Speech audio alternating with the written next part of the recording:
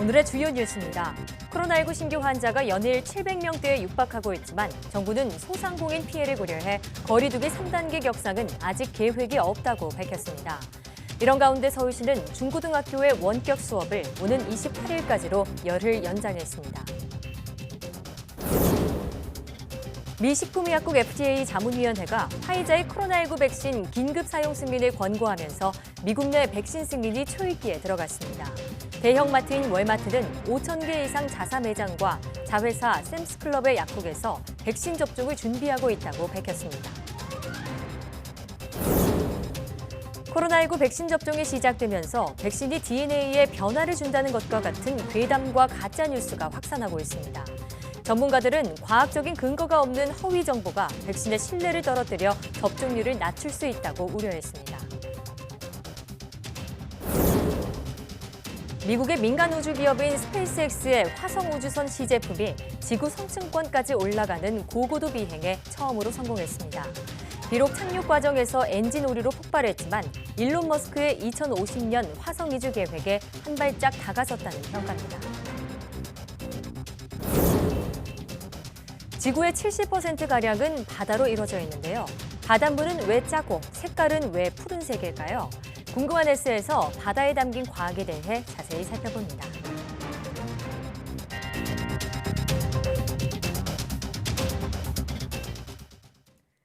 시청자 여러분 안녕하십니까? 오늘 함께 진행하던 조진영 앵커가 개인 사정으로 하루 쉬게 됐습니다. 시청자 여러분의 양해 바라며 사이언스 투데이 시작합니다. 사회적 거리 두기 격상 이후에도 코로나19 확산세가 계속되고 있지만 정부는 거리 두기를 3단계로 올릴 계획은 아직 없다고 밝혔습니다. 윤태호 중앙사고수습본부 방역총괄반장은 수도권에서 지난달 24일부터 실시한 거리 두기 2단계 효과가 제한적인 수준이지만 3단계 격상 기준은 하루 평균 800명에서 1,000명대의 환자가 발생하는 것이라며 이같이 밝혔습니다. 윤 반장은 3단계 거리 두기는 최종 단계로서 사회활동의 전면 제한이라며 사회적 영향이 커서 영세 소상공인의 피해가 클 것이라고 설명했습니다. 따라서 3단계 격상을 선제적으로 검토하기보다는 현재의 2.5단계 체계에서 사회적 거리 두기를 잘 지키는 게 중요하다면서 그래도 확산세가 꺾이지 않을 경우 3단계 격상밖에 없다고 강조했습니다. 서울시내 중고교의 원격 수업이 오는 28일까지로 열흘 연장됐습니다. 서울시 교육청은 수도권 사회적 거리 두기 2.5단계 기간인 오는 28일까지 서울 지역 중고교의 전면 원격 수업 전환을 유지한다고 밝혔습니다. 앞서 서울시 교육청은 오는 18일까지 중고교 전 학년을 원격 수업으로 전환한다고 발표했는데 수도권 거리 두기 단계의 격상에 맞춰 원격 수업 기간도 연장한 겁니다. 교육청은 원격 수업 기간에도 기말고사와 수행평가 등 평가와 학생부 작성 등 학년 말 필수적 학사 운영을 위해 학년별로 등교할 수 있도록 하는 등 일부 예외를 인정했습니다. 중고교와 달리 유치원과 초등학교는 사회적 거리 두기 2.5단계 학사 운영 기준인 밀집도 3분의 1 원칙을 계속 적용합니다.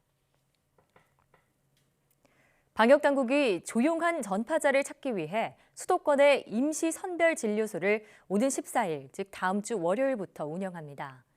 기존 PCR 방식이 가장 정확한데 편한 방식으로 검사를 받고 음성이 나와 그냥 돌아갈 경우 실효성이 떨어질 수 있다는 우려도 제기되고 있습니다.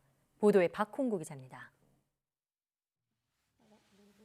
지난봄 미국의 코로나19 진원지였던 뉴욕주에서 쿠오모 지사는 검사를 많이 받도록 독려하기 위해 공개적으로 PCR 검사를 받았습니다. 3차 대유행의 중심인 수도권이 지금 비슷한 상황에 처했습니다. 지역사회에 숨어있는 감염자를 찾아내는 게 급선무가 된 것입니다. 이를 위해 수도권 지역 곳곳에 임시선별진료소 150곳이 설치됩니다. 기존 PCR 검사와 타액을 통한 PCR 검사, 신속 항원 검사 등 3가지 방식 가운데 본인이 선택한 검사로 코로나19 감염 여부를 알 수 있습니다. 방역당국은 이 중에서 정확도가 가장 높은 PCR 방식을 택하도록 유도한다는 계획입니다. 먼저 PCR이 권장되고 그렇지 않고 불가피한 경우, 검체 채취가 어려운 경우에 타액 검사로 사용될 수 있고 너무나 빠르게 검사 결과가 필요한 경우에는 항원 검사를 사용할 수도 있다라는. 정확도가 떨어지는 두 가지 방식으로 검사해 양성이 나오면 기존 전통 방식의 PCR 검사로 양성 여부를 추가 확인한다는 게 방역 당국의 계획입니다. 하지만 음성이 나와 그냥 돌아갈 경우 문제입니다. 특히 신속 항원 검사는 정확도가 현저하게 떨어지기 때문에 절반 이상 환자를 놓칠 수도 있다고 전문가들은 지적합니다. 유증상자를 대상으로 이 검사를 쓰더라도 우리나라에서의 아마 이 신속항원 검사의 민감도는 대략 한 50에서 60% 정도일 걸로 생각이 되거든요. 그래서 일단은 유증상자를 대상으로도 저희가 거의 한 절반 정도 환자는 놓치는 그런 상황이 될 가능성이 높습니다. 정부는 임시 선별진료소에 투입할 인력과 설치 장소를 논의하는 등 운영 계획을 세우고 있습니다. 하지만 지금도 이미 진단검사가 폭주하고 있어 의료진이 얼마나 버틸 수 있을지 현장의 우려가 커지고 있습니다. YTN 박홍구입니다. 코로나19 감염 여부를 빠르게 확인할 수 있는 신속 항원 검사에 건강보험이 적용됩니다. 중앙재난안전대책본부는 오는 14일부터 응급실과 중환자실, 의료 취약지 등에서 코로나19 의심 환자에게 시행하는 신속 항원 검사에 보험을 적용한다고 밝혔습니다. 검사 비용은 16,000원 안팎인데 건강보험이 50% 적용돼 본인 부담금은 절반으로 줄게 됩니다. 동네 병원 등 일반 의료기관에서도 이런 신속 항원 검사를 비급여로 할 수 있습니다. 신속 항원 검사는 상대적으로 정확도가 떨어지는 만큼 코로나19 양성 판정을 받게 되면 추가로 PCR 검사를 해야 합니다. 글로벌 코로나19 예방 백신 가운데 정부가 계약까지 완료한 건 아스트라제네카가 유일합니다. 그런데 미 식품의약국 FDA 승인을 올해 안에 받기 어려울 수 있다는 소식에 국내 도입에 차질을 빚는 것 아니냐는 우려가 제기됐는데요. 정부는 내년 상반기 확보 계획에 변동이 없다고 강조했습니다. 이형원 기자입니다. 미국 식품의약국 FDA가 아스트라제네카 백신 승인을 늦추게 되더라도 국내에는 큰 영향이 없다는 게 정부 입장입니다. 이것과 관련돼 가지고 국내에서 어떤 도입이라든가 생산이 지체될 그런 가능성은 현재로서는 좀 낮다고. 심각한 부작용이 없다면 승인될 것으로 본다면서도 이런 승인 여부와 국내 도입은 별개라는 겁니다. 국내에서 사용할지는 식약처에서 결정하게 되는데 이때 고려 요소 가운데 하나가 백신 개발국의 승인 여부입니다. 종속되어 있는 건 아니라는 건 맞지만 미국 또는 유럽 이런 쪽에 어떤 긴급 사용 승인 사실 자체에 무관하게 저희가 처리하기도 어려운 상황입니다. 전문가들은 이번 FDA 승인 지연 가능성에 미국 이해관계가 섞인 것으로 보인다며 신중하게 접근해야 한다고 지적했습니다. 부작용 문제가 아니라 효능 차이나 55살 이상 임상 결과가 없다는 점은 중대한 하자로 볼 수 없다는 겁니다. 아스트라제네카가 다른 백신에 비해서 부작용이 많다거나 뭔가 문제가 있거나 이런 건 지금까지 감지되는 게 아무것도 없거든요. 미국 자체가 자국 산업 보호 측면에서도 그런 식으로 얘기를 할 수밖에 없는 상황일 수도 있어서 값도 3, 4불에 불과하기 때문에 엄청 경쟁력이 생겨버려요. 도 그렇고. 그래서 모더나나 이 파이자의 경우는 지금 초기에 이것을 다 소비하지 못하면은 경쟁력이 없어져 버리잖아요. 한편 자국민 백신 우선 접종이란 트럼프 대통령의 행정명령은 국내 백신 확보와는 관련 없는 것으로 확인됐습니다. 정부는 아스트라제네카의 국내 생산 물량은 우리가 먼저 공급받는 것으로 이미 협약한 만큼 내년 상반기 도입 목표는 변함없다고 강조했습니다. YTN 이영훈입니다. 미국에서 화이자의 코로나19 백신이 실제로 접종되기 위해 거쳐야 하는 마지막 절차인 질병통제예방센터 CDC 자문위원회가 현지 시각 13일 개최됩니다. CNN에 따르면 현지 시각 10일 CDC는 자문기구인 예방접종자문위원회 회의를 13일 열고 화이자의 코로나19 백신을 권고할지 표결한다고 밝혔습니다. FDA 자문기구인 백신 생물의약품 자문위원회는 현지 시각 10일 화이자 백신에 대해 긴급 사용 승인을 권고했지만 FDA로서는 이를 수용해 긴급 사용을 승인하더라도 백신의 배송과 배포만 가능할 뿐입니다. 실제 접종을 위해선 FDA 긴급 사용 승인 후 독립적 전문가들로 구성된 CDC 예방접종 자문위 위원회의 사용 권고가 나와야 하는데 이 권고는 표결을 통해 결정됩니다. 예방접종 자문위원회가 백신 사용을 권고하고 로버트 레드필드 CDC 국장이 이를 승인하면 이는 공식적인 권고가 되며 이때부터 실제로 코로나19 백신의 접종이 가능해집니다. 미국 내 코로나19 백신 접종이 초읽기에 들어간 가운데 접종이 시작되면 미국인들은 대형 마트인 월마트에서도 백신을 맞을 것으로 보입니다. 월마트는 자사 매장에서 백신 접종을 준비하고 있다고 밝혔습니다. 보도에 김원배 기자입니다.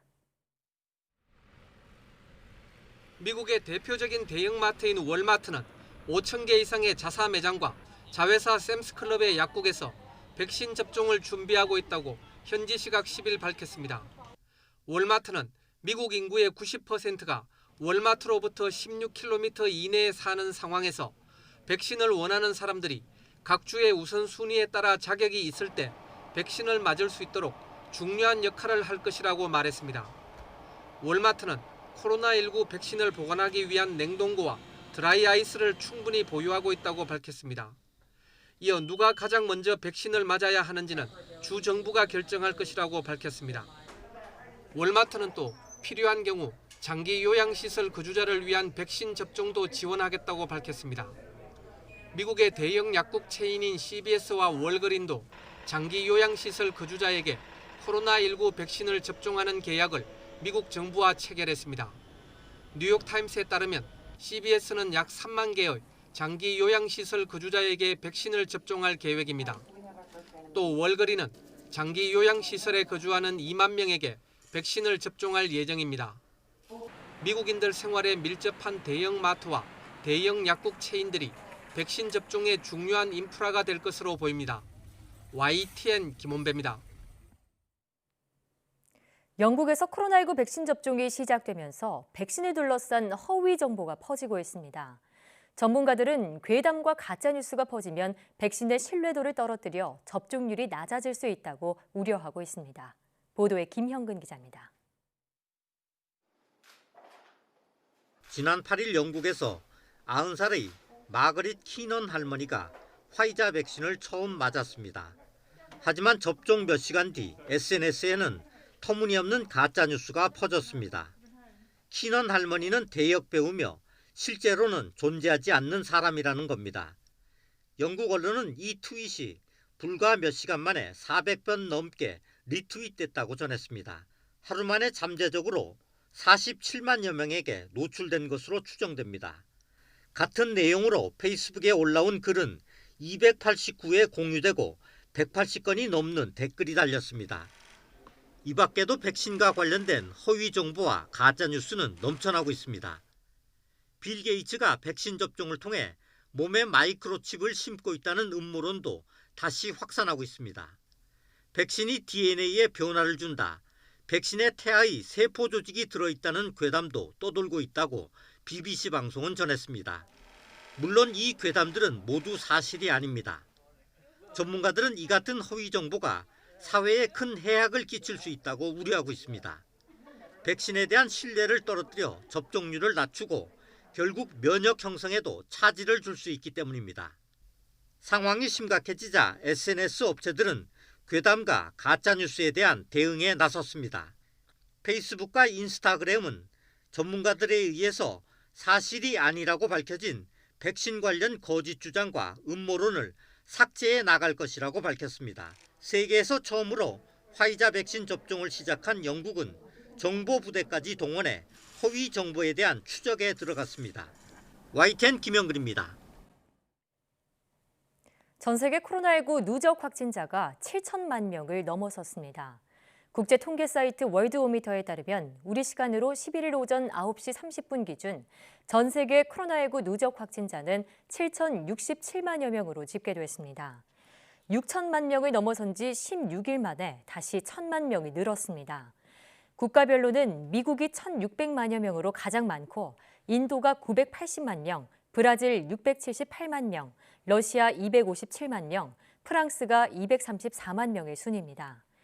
누적 확진자가 100만 명 이상인 나라는 108만 명의 이란까지 모두 15개 나라로 약 4만 명의 확진자가 발생한 한국은 전체 92번째입니다. 전 세계 코로나19 누적 사망자 수는 160만 명에 근접했고 치명률은 2.24%를 기록하고 있습니다. 중국산 백신의 효능이 86%라는 첫 공식 발표가 나왔습니다. 아랍에미리트 정부가 이렇게 밝혔는데 정작 중국 측은 예방 효과는 공개하지 않고 200만 명에 대한 접종을 강행하고 있습니다. 베이징에서 강성웅 특파원입니다. 중국 시노팜사가 개발 중인 백신의 예방률이 숫자로 처음 나온 곳은 중동의 아랍에미리트입니다. 3만 1천여 명을 대상으로 한 3상 시험의 예비 결과 86%의 효능이 나타났다는 겁니다. 아랍에미리트는 인구는 900만 명 정도지만 하루 확진자가 1,000명이 넘는 심각한 상황입니다. 该公告是阿联酋卫生当局对该疫苗的安全性和有效性的重大信任投票。 하지만 정작 중국 보건당국이나 제약사는 백신의 효능에 대해 아무런 발표도 하지 않고 있습니다. 시노팜은 이미 지난달 5만 명에 대한 최종 임상시험 자료를 당국에 제출한 상태입니다. 미국 뉴욕타임스 신문은 중국 국유제약사 시노팜의 이런 침묵에 의문을 제기했습니다. 백신의 효능이 86%라는 아랍에미리트 정부의 발표도 근거가 약하다고 지적했습니다. 분석 대상이 된 확진자의 숫자나 임상시험 참가자의 나이 등 주요 정보가 빠져 있다는 겁니다. 这个过程中呢，充满着很多的不确定性，是一个本身就很艰难的过程。 이런 상황에서 중국 스촨성은 200만 명에 대한 백신 접종을 시작했습니다. 연내 접종을 끝낼 예정인데 내년 2월 설 이후에는 일반인도 맞을 수 있다는 전망이 나오고 있습니다. 중국 정부나 관영 매체는 스촨성에서 진행 중인 200만 명에 대한 백신 접종과 관련해 자세한 정보를 공개하지 않아 궁금증을 더 키우고 있습니다. 베이징에서 YTN 강성웅입니다. 세계보건기구가 북한에서 지금까지 18,000여 회의 코로나19 검사를 시행했지만 여전히 확진 사례는 없다고 밝혔습니다. 세계보건기구는 매주 발표하는 코로나19 주간 상황 보고서에서 지난 3일 기준으로 북한에서 9,300여 명으로부터 시료 18,472회를 채취해 실시간 유전자 증폭 검사를 시행했지만 모두 음성 판정을 받았다고 전했습니다. 지난 상황 보고서가 나온 11월 25일 기준으로 검사 회수는 1,558회 늘었습니다.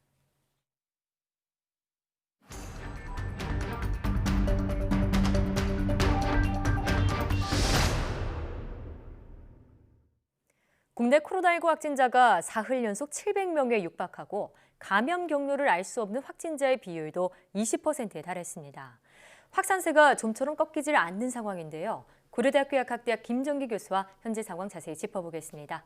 교수 어서 오세요. 안녕하세요. 네. 자, 사실 코로나19 충격은 지난 신천지 때가 더 컸던 것 같은데요. 방역당국은 지금이 더 위험한 상황이다 이렇게 말을 하고 있습니다. 일단 계속해서 이 확진자 수가 700명에 육박하는 상황인데 그 이유부터 알아볼까요? 일단 말씀하신 거에 보충 설명을 좀 드리자면 실제로 최근에 일주간 신규 확진자 평균이 한 610명에 달하고 있거든요. 예. 근데 과거 2, 3월 때 신천지발 그 대구 경부 확산 때에는 최대였을 때가 일주 평균이 한 608명 정도였습니다. 예. 그러니까 이런 수치상으로 객관적인 수치상으로 봐도 지금 현재가 더 높다. 물론 당시에는 최대 900명까지 달한 적도 있습니다만 네. 평균으로 봐서는 그렇게 볼 수가 있고요. 예. 근데 이렇게 지금 상황이 그 과거 대구 경북보다 심각한 이유 중에 하나는 일단 지역적으로 대구 경북보다는 수도권이 인구 밀집도가 굉장히 높고요. 예. 그리고 그 이후에 지역사회 숨은 감염자가 굉장히 많이 양산이 됐습니다. 그러니까 대표적으로 수도권 같은 경우에는 5월 이태원 클럽발 확산이 일어나면서 그때부터 시작을 해가지고 계속 지역사회 숨은 감염자들이 계속 늘어났거든요. 네. 그러니까 이런 것들이 계속 맞물리게 되면서 현재까지 이어지고 있다 이렇게 보시면 될 것 같고요.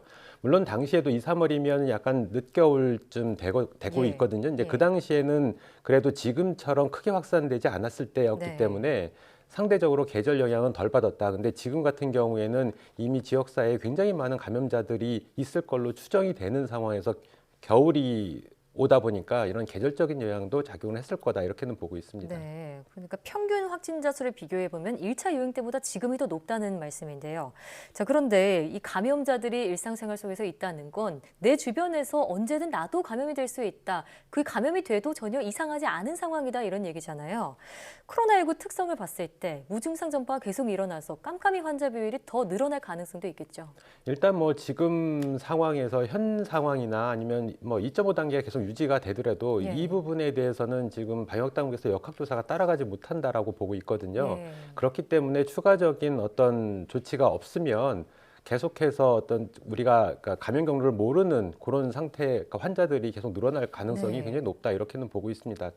이렇게 되면 실제로 계속 전파가 이루어질 상황이 발생을 할 거고요. 네. 그렇기 때문에 추가적인 어떤 조치가 방역 대책이 필요하다 이렇게는 보고 있습니다. 예, 그럼 지금처럼 뭐 선제적인 검사를 받게 하고 임시 선별 진료소를 늘리는 이런 대책은 괜찮다고 보시는지요? 일단 진단 검사를 확대하는 거는 말씀하신 그 지역사회 숨은 감염자들을 빨리 네. 찾아내는 데는 효과가 있을 거다 이렇게는 보고 있습니다. 네. 그래서 일단 지금 뭐 진단 검사 건수를 늘리게 되면 당분간 확진자 수는 또 급격하게 증가를 할 거라고 네. 보고 있고요. 반대로 양성률은 감소할 수가 있습니다. 어. 왜냐하면 지금이 그러니까 겨울이고 감기 환자가 굉장히 많거든요, 네. 주변에. 그러니까 이렇게 호흡기 증상이 조금이라도 보이시는 분들 같은 경우에는 네. 선별진료소를 방문을 할 거라고 예상을 하고 있고요. 예. 그렇게 됐을 경우에 코로나19가 아니라고 판정이 나면 분모가 많아지다 보니까 아. 양성률은 감소할 거다. 예. 대신에 어쨌든 진단검사 자체가 늘어나게 되면 확진자는 더 늘어날 거다. 늘겠죠. 이렇게는 보고 있습니다. 네. 자, 이런 가운데 정부가 소상공인의 경제적인 타격 등을 우려해서 3단계 격상은 아직 계획하지 않고 있다고 밝혔습니다. 그래도 이 방역을 위해서라면 3단계 격상이 나서야 한다 이런 목소리도 나오는데 교수님께서는 어떤 의견이신가요? 일단 지금 상태로는 물론 3단계 그 기준까지는 도달하지 못했습니다만 예. 어찌됐든 뭐 선제적인 입장에서 방역 조치를 3단계로 격상하면 방역적인 측면에서는 가장 맞겠죠. 네. 근데 경제적인 부분도 고려를 해야 되고 실제로 3단계로 격상을 하게 되면 대부분의 직장이 필수 인력만 빼놓고는 다 재택근무를 네. 해야 되거든요. 그러니까 사실상 셧다운에 예. 들어가는 상황이다 보니까 상황이 아주 안 좋지 않으면은 방역 당국에서는 이러한 조치는 하지 않을 거다 이렇게는 네. 보고 있고 그러면 지금 2.5단계가 실효성이 있을 거냐? 저는 이 부분에 대해서는 부정적으로 보고 있거든요. 예. 그렇기 때문에 여기에 플러스 알파해서 뭔가 조치가 필요하다. 대표적으로 우리가 지금 상태에서 뭔가 통제를 할 수 있는 부분은 물론 식당을 운영하시는 자영업자분들께는 죄송한 말씀이긴 합니다만 어쨌든 지금 식당에서 마스크를 벗는 환경이 대표적이거든요. 식당 예. 자체가. 이런 환경에서 계속해서 전파가 이루어질 수가 있습니다. 그래서 한시적으로 뭐 2, 3주든 이렇게 한시적인 기간 동안 식당 내 취식 금지를 하면서 포장과 배달만 낮 네. 시간에도 이렇게 시행을 할 필요가 있지 않겠느냐. 그렇게 해서 좀 선제적인 방역 조치를 해서 단기간에 지금 상황을 완화시켜야지 안 그러면 이게 장기화될 수 있다 이렇게 보고 있거든요. 네. 그렇게 되면 경제적인 여파는 더 클 수가 있다 이렇게는 보고 있습니다. 네, 한시적으로 마스크를 벗는 그런 환경에 대해서라도 필수 방역을 가해야 한다라는 말씀이시고요. 앞서도 얘기 나눴지만 다음 주 월요일부터 임시 선별 진료소를 수도권에 한 150여 곳 정도 설치를 한다고 합니다. 그럼 진단 검사가 대폭 늘어날 거고 말씀하신 것처럼 진단율도 늘 텐데요.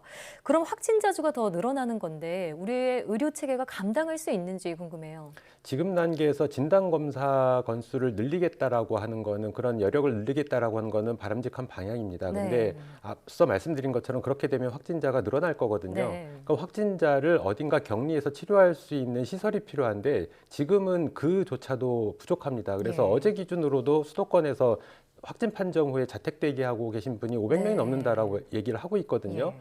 앞으로 이런 확산세가 계속 진행이 되면 그 숫자는 더 늘어날 테고 이렇게 해서 자택에 대기를 하게 되면 굉장히 이게 또 혼란이 야기될 수가 있습니다. 네. 왜냐하면 뭐 만약에 그 자녀가 확진이 돼서 집에 있을 때 그런 부모가 바라보는 심정이라든가 이런 그렇죠. 부분들이 있기 때문에 이 부분은 또 굉장히 문제가 될 수가 있으니까 예. 빨리 격리 치료를 할 수 있는 시설을 빨리 확보를 해야 된다 이렇게 네. 보고 있습니다.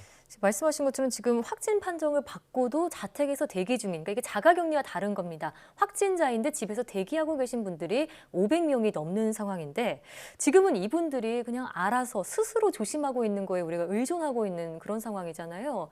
말씀하신 것처럼 가족들끼리의 그런 접촉으로 감염 우려도 추가적으로 나올 수가 있는데 어떤 좀 보완이 필요할까요?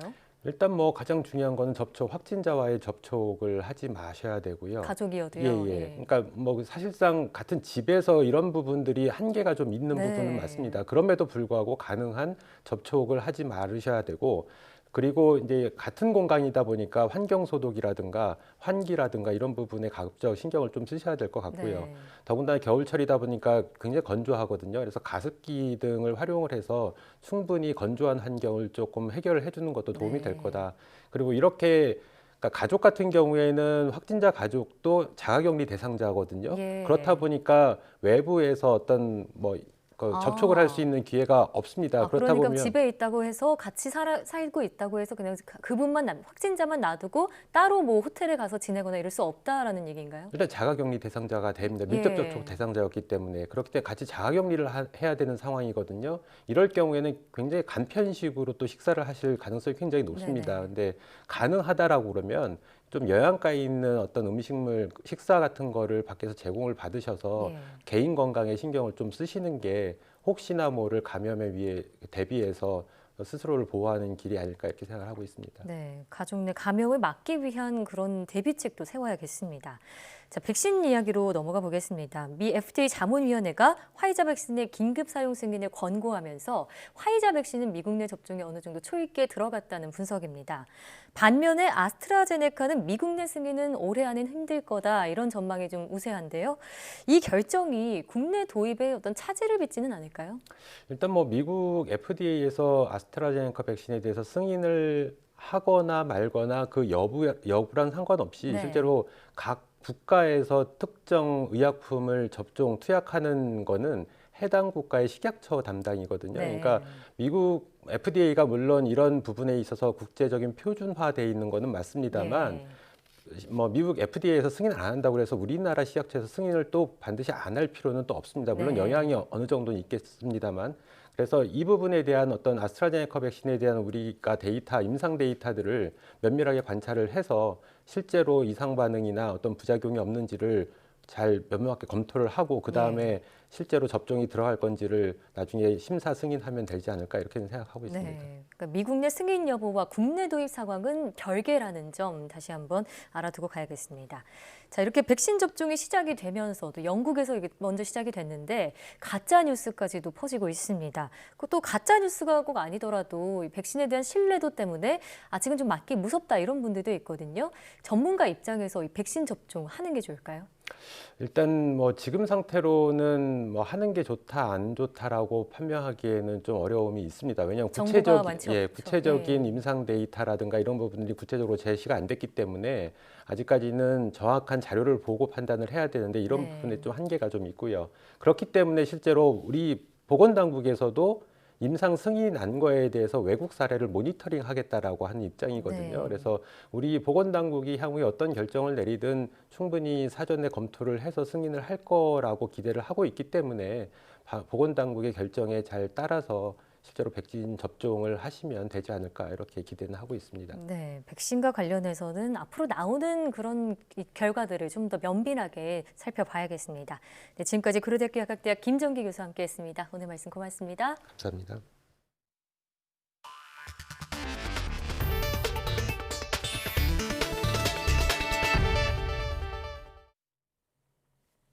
한빛 원전 5호기 원자로 헤드 부실 공사를 무자격자가 했다는 의혹이 제기돼 원전 당국이 조사에 나섰습니다. 원자력 안전위원회는 지난 4월부터 10월까지 진행된 한빛 5호기 계획 예방 정비 기간에 원자로 헤드 관통관 84개의 보수와 용접 작업을 수행한 작업자를 상대로 자격 여부를 확인하고 있습니다. 원안위는 일부 작업자들이 용접 관련 자격이 없고 공사 투입 전 자격 시험도 허위로 치러졌다는 의혹을 포착한 것으로 전해졌습니다. 원안위는 한국수력원자력과 두산중공업 등을 상대로 무자격자 여부를 확인하는 한편 검찰에도 수사를 의뢰했습니다.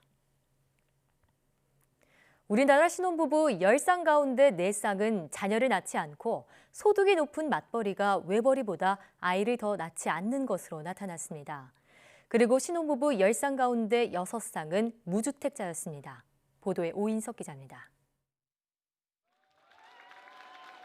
최근 5년 이내 혼인신고를 한 뒤 국내에 거주하면서 혼인관계를 유지하고 있는 신혼부부는 126만 쌍.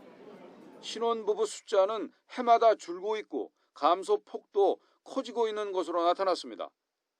최근 혼인한 1년차 신혼부부는 전년보다 6.4% 16,000쌍이 줄었습니다. 신혼부부 5쌍 가운데 1쌍은 재혼 커플입니다.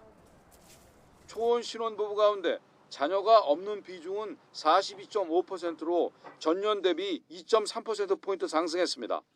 10쌍 가운데 4쌍 이상이 아이를 낳지 않은 겁니다.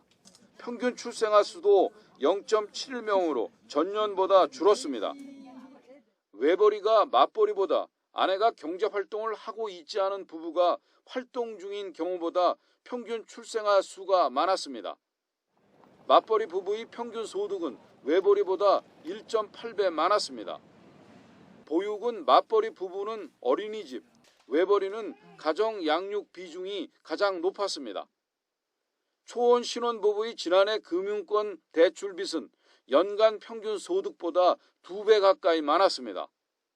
주택을 소유하지 않은 신혼부부는 57.1%로 10쌍 가운데 6쌍 가까이 무주택자로 나타난 가운데 13,000쌍은 3채 이상을 소유한 다주택자였습니다. 주택가격은 1억 5천만 원 초과 3억 원 이하 비중이 가장 컸습니다. YTN 오인성입니다. 5G 통신은 고용량의 데이터를 LTE의 10배에 달하는 속도로 받아볼 수 있습니다. 하지만 기지국과 거리가 먼 실내에서는 5G 통신이 제대로 이루어지지 않았는데요. 국내 연구진이 실내에서 끊김없이 5G 서비스를 받을 수 있는 소형 광중계기를 세계 최초로 개발했습니다. 보도에 김진두 기자입니다. 5G 통신을 통해 보는 야구 중계입니다. 홈에 슬라이딩하는 선수의 모습을 정지된 상태에서 여러 방향으로 확인할 수 있습니다. LTE보다 훨씬 많은 데이터를 10배 정도 빠른 속도로 전송하기 때문에 가능한 일입니다. 영화나 영상 감상은 물론 VR 기기나 3차원 가상 홈쇼핑 등 활용 분야도 넓습니다. 하지만 그동안의 5G 서비스는 반쪽이었습니다. 생활에서 많이 사용되는 모바일 데이터는 실내에서 80%가량 소비되는데 실내에서는 5G 통신이 터지지 않는 경우가 많기 때문입니다. 서비스가 안 되는 지역이 너무 많더라 이런 불만이 있었는데 그거의 근본적인 배경은 LTE 대비 주파수가 너무 높아져서 전파 특성상 멀리 통과를 하지 못하 멀리 가지를 못합니다. 그러니까 조금밖에 못 가기 때문에 점점 더 응용 지역이 많이 생기고 국내 연구진이 실내에서 끊김없이 고품질의 5G 통신이 가능한 광중계기를 개발했습니다. 건물 옥상에 설치한 광중계기가 기지국에서 나오는 광대역 5G 신호를 받아 실내로 분산해 전송하는 방식입니다. 층별로 안테나를 설치하면 안정된 신호를 전달할 수 있는데 소형화, 모듈화해 기지국을 구축하는 것에 비해 비용도 5분의 1 정도에 불과합니다. 품질이 보장되는 서비스를 실내에서 저희가 원활하게 누리기 위해서 이 실내 5G 광중계기 기술이 절대적으로 필요한 기술이라고 보시면 되겠습니다. 연구진은 세계 첫 5G 광중계기로 실내 음용 지역이 해소되고 기지국 사이의 틈새를 메울 수 있어 5G 통신에 대한 불만이 상당 부분 해소될 수 있을 것으로 기대했습니다. YTN 김희두입니다. 반려동물은 사람과 정서적인 교감을 하는 것으로 알려졌지만 식물의 경우는 어떨까요? 실험 결과 식물은 자신에게 해를 끼치는 행위를 인식할 수 있는 것으로 나타났습니다. 김학무 기자의 보도입니다. 가정에서 자라는 다양한 화초들. 화분에 심어 매일 물을 주면서 가꾸고 하루가 다르게 크는 모습을 보면 흐뭇하기까지 합니다. 꽃이 피거나 열매라도 열리면 삶의 보람과 기쁨을 느낀다는 사람도 있습니다. 며칠 집을 비웠다가 돌아와 식물을 다시 대하면 식물과의 이런 교감이 더 뚜렷해진다는 겁니다. 갔다 와서 조금 물 많이 주고 하니까 벌써 좀 달라지더라고요. 생기도 나고 다시 힘도 생기고 그래서 이 아이들도 매일매일 관심을 가져주고 이렇게 닦아주면서 사랑을 주면서 키우면 식물이 좀 다르겠구나. 식물은 사람의 행동에 대해 어떻게 반응할까? 연구진이 작은 식물의 잎을 따 잘게 부순 뒤 이 연구진의 입김을 비닐봉지에 담아 다른 식물이 있는 공간에 넣자 이 식물에서 특정 물질의 배출이 눈에 띄게 늘었습니다. 식물의 화학 언어 물질이 23% 증가한 건데 자신의 위험한 상황을 다른 식물에 알리는 것이라는 분석입니다. 사람을 통해 종자를 퍼뜨리는 우슬과 도깨비 바늘은 사람이 접근하면 또 다른 정보 전달 물질을 배출하는 것으로 나타났습니다. 사람이 이뻐하고 식물을 아니면은 미워한다든지 괴롭히면은 그 식물도 거기에 맞게 실제 반응을 하는 행위를 하더라라는 거예요. 사람과 식물 간의 상호작용이 과학적으로 입증됨에 따라 앞으로 관련 연구가 활발해지고 반려식물에 대한 관심도 더욱 커질 것으로 보입니다. YTN 김학무입니다. 미국의 민간 우주 개발 업체 스페이스X가 개발 중인 화성 우주선 시제품이 시험 비행 후 착륙하는 과정에서 폭발했습니다. 그래도 지구 성층권까지는 솟구쳐 올라 첫 고고도 비행에는 성공했습니다. 보도에 최문석 기자입니다. 민간 우주 개발 업체인 스페이스X가 쏘아올린 스타쉽 시제품인 SN8이 미국 텍사스주 보카치카 발사기지에서 발사됐습니다. 이번 시험 비행에서 스타쉽은 지구 성층권인 12.5km까지 솟구쳐 첫 고고도 비행에 성공했습니다. 스타쉽은 최대 고도에 도달하기 직전 엔진을 끄고 앞을 기울여 중력의 힘으로 낙하를 시작했습니다. 하지만 착륙 과정에서 속력을 낮추기 위해 구동되는 연료 탱크가 압력이 낮아지는 바람에 빠른 속력으로 땅에 닿으면서 폭발했습니다. 이륙에서 착륙까지 걸린 시간은 6분 42초. 스페이스X 웹사이트에선 이 과정을 실시간으로 생중계했고 유튜브에 올라온 영상은 조회수가 수백만 건을 넘었습니다. 창업주인 일론 머스크는 시험이 끝난 뒤 성공적인 비행이었고 착륙 지점 유도도 정확했다고 평가했습니다.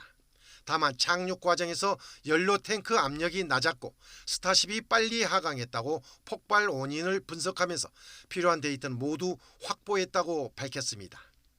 이번에 발사한 스타쉽은 길이 50m, 직경 9m로 지난 9월 지상 150m 저고도 시험 발사 성공 후 10km 이상의 고고도 시험 용도로 개발됐습니다. 원래 목표인 고고도 시험 비행에는 성공했지만 마지막 착륙에서 실패한 셈입니다. 스페이스X는 내년에는 고도 200km 저궤도 비행에 도전하고 2050년까지 인류의 화성 이주를 완수하겠다는 구상입니다. YTN 최문석입니다.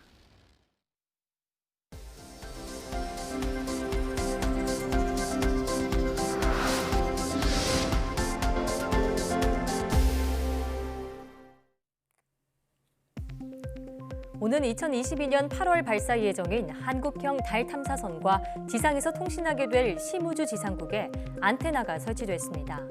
과학기술정보통신부와 한국항공우주연구원은 SK 브로드밴드가 경기도 여주시 여주위성센터에 국내 최대 35m급 심우주 안테나 반사판을 설치했다고 밝혔습니다. 심우주 안테나 반사판은 달 궤도선에 전파를 보내고 달 궤도선이 보내오는 전파를 모아 수신하는 역할을 합니다. 심우주 지상국은 오는 2022년 3월 완공을 목표로 하고 있습니다. 화성의 물이 지금까지 예상해온 것보다 훨씬 적을 수 있다는 연구 결과가 나왔습니다. 미국 아칸소대 연구팀은 물의 특성과 화성의 기후를 고려해 시뮬레이션한 결과 화성에는 물이 안정적으로 존재할 수 없는 것으로 나타났다고 밝혔습니다. 연구팀은 화성에서는 물이 염류와 결합한 형태로 존재한다며 이 결합체가 화성의 차갑고 건조한 대기 속에서 지표면에 유지될 수 있는 시간은 최대 12시간에 불과하다고 설명했습니다. 또 최상의 시나리오를 고려해도 화성 어느 곳에도 물이 종일 안정적으로 존재할 수 있는 곳은 없다고 덧붙였습니다. 거대한 빙산이 이달 중 남대서양의 한 섬과 충돌할 것으로 우려된다고 BBC와 로이터 등 외신들이 전했습니다. 외신들에 따르면 이 빙산은 3년 전 남극의 빙붕에서 떨어져 나와 현재 남대서양의 영국령 사우스 조지아 섬 연안 150km까지 접근했습니다. 이 빙산은 제주도 면적의 2배가 넘는 초대형 크기라 충돌 시 펭귄과 물개 등 섬에 서식하는 동물에 큰 피해가 생길 수 있어 사우스 조지아 섬 당국은 빙산의 움직임을 면밀히 주시하고 있습니다. 카카오페이와 서울특별시가 전자문서를 보급하고 확산한 공로로 과학기술정보통신부 장관 표창을 받았습니다. 카카오페이는 전자고지 서비스를 통해 종이 없는 사회 확산에 이바지한 점을 인정받았습니다. 또 서울시는 아파트 관리 전자문서화로 전자문서를 보급한 점이 높은 평가를 받았습니다.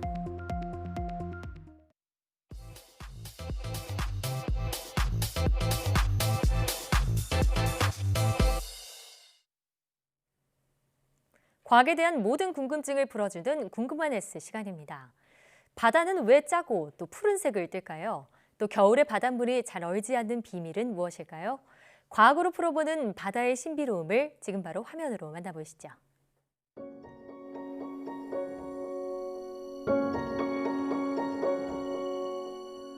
지구 면적의 70% 이상을 차지하는 바다.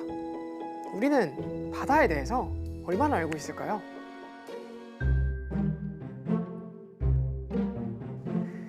옛날 옛적에 원하는 것은 무엇이든 만들어주는 요술 맷돌을 가진 임금님이 있었습니다.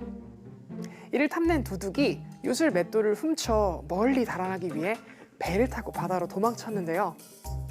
안심한 도둑은 당시 금보다 더 비싼 소금을 만들어달라고 맷돌에게 빌었고 맷돌은 소금을 만들어내기 시작했습니다. 맷돌이 만들어내는 소금은 이내 배 안을 가득 채우기 시작했는데요. 도둑은 처음에는 부자가 될 거라는 생각에 기뻐했지만 점점 늘어나는 소금 때문에 배는 곧 가라앉을 위기에 처해버렸습니다.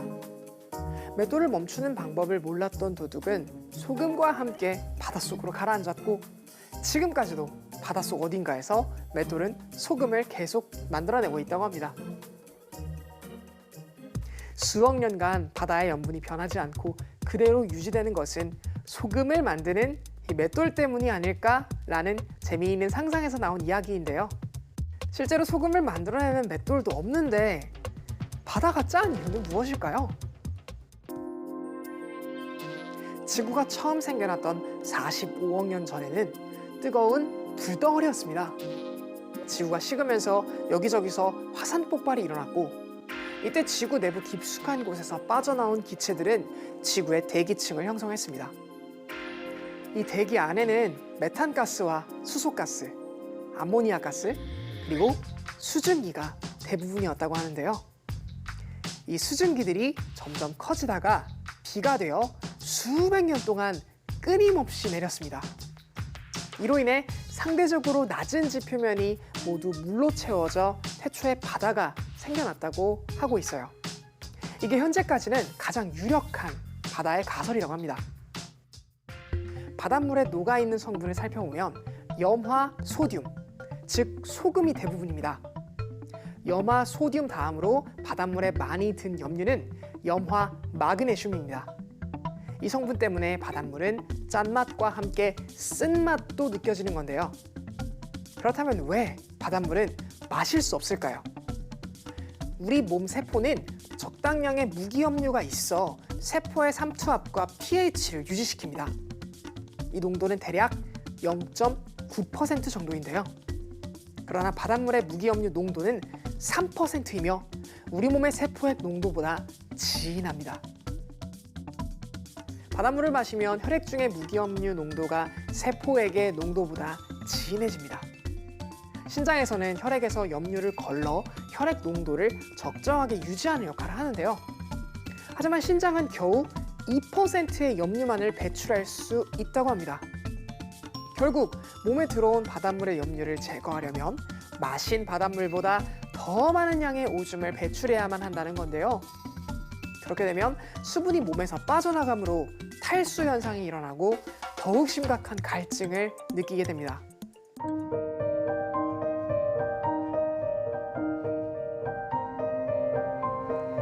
날씨가 추워지면 주변 곳곳에 있는 물웅덩이는 물론 강이나 호수 등이 어는 것을 볼 수 있는데요. 하지만 바닷물이 얼어붙었다는 소식은 거의 들어보지 못하셨을 것 같아요. 날씨가 영하권으로 내려가도 바닷물이 잘 얼지 않는 이유는 무엇일까요? 물질이 액체에서 고체로 바뀌기 시작하는 온도, 즉 어는 점이라고 하죠. 순수한 물이 얼어서 얼음이 되는 온도이자 얼음이 녹아 물이 되는 온도는 0도씨입니다. 하지만 바닷물이 어는 점은 마이너스 1.91도씨 정도로 담수보다도 낮죠. 물이 어는 현상을 조금 더 자세히 설명해 보자면 물 분자와 물 분자가 연결돼 육각형을 이루는 것을 의미합니다.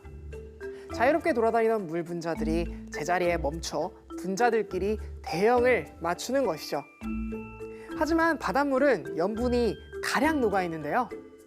바닷물에 녹아 있는 염분은 물 분자들이 모여 얼음 결정을 이루는 것을 방해한다고 합니다. 또한 대기의 기온이 낮아지더라도 바다는 너무 깊고 넓기 때문에 바닷물 전체가 마이너스 1.91도씨 이하로 내려가게 되는 데는 오랜 시간이 걸립니다. 즉 바닷물이 어는 점에 도달하기 전에 따뜻한 계절이 돌아오기 때문에 바닷물이 얼지 않는 것이죠. 바닷물이 얼지 않는 또 다른 이유는 바다가 파도 등에 의해 움직이기 때문인데요. 강이나 호수에서도 물결이 일긴 하지만 그 움직임은 크지 않습니다. 하지만 바닷물은 출렁거리면서 움직이기 때문에 액체가 고체로 되는 것을 방해하는 것이죠. 바다는 푸른 바다라고 하죠. 우리 눈에 보이는 바다색은 대부분 파란색으로 느끼는데요. 하지만 컵에 바닷물을 떠보면 투명하다는 걸 알 수 있어요. 왜 바다는 파란색으로 보이는 걸까요? 우리가 보는 색은 빛의 흡수와 반사, 그리고 분산 성질을 통해 결정됩니다. 햇빛은 눈에 보이지 않지만 7가지 무지개 색으로 이루어져 있습니다. 빨주, 노초, 파, 남, 보. 이 7가지 색마다 파장도 각기 다르죠. 파장이 길고 짧음에 따라 물에 흡수되는 정도가 다르고 이에 따라서 색깔이 결정되는데요. 붉은 빛일수록 파장이 길고 파란색 계열은 파장이 짧습니다. 파장이 긴 적색은 더 깊게 물에 흡수되고 파장이 짧은 파란색은 금방 바닷물에 반사되죠. 바닷물 속으로 들어간 빛은 물 분자에 부딪혀 이리저리 흩어지는데요. 파란색이 더 많이 산란되기 때문에 우리 눈에는 바닷물이 파란색으로 보이는 것이죠. 바다에 대한 궁금증 어느 정도 해소되셨나요? 그럼 궁금한 S는 여기서 인사드릴게요. 과학에 대한 궁금증이 있다면 언제든 유튜브에 사이언스 투데이를 검색해주세요. 이상 궁금한 S였습니다.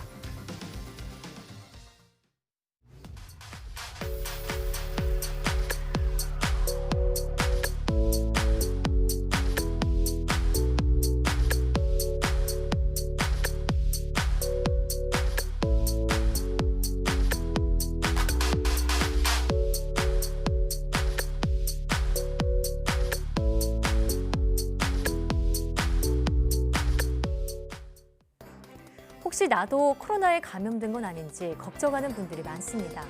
지금도 보건소에 가시면 증상이 없어도 무료로 검사를 받을 수 있는데요. 다음 주부터는 수도권의 임시선별진료소가 더 늘어납니다. 익명 검사도 가능하고 또 코를 찌르지 않는 검사도 있으니까요. 조금이라도 걱정된다면 방문해 보시기 바랍니다. 사이언스 투데이 여기서 마칩니다. 함께해 주신 여러분 고맙습니다.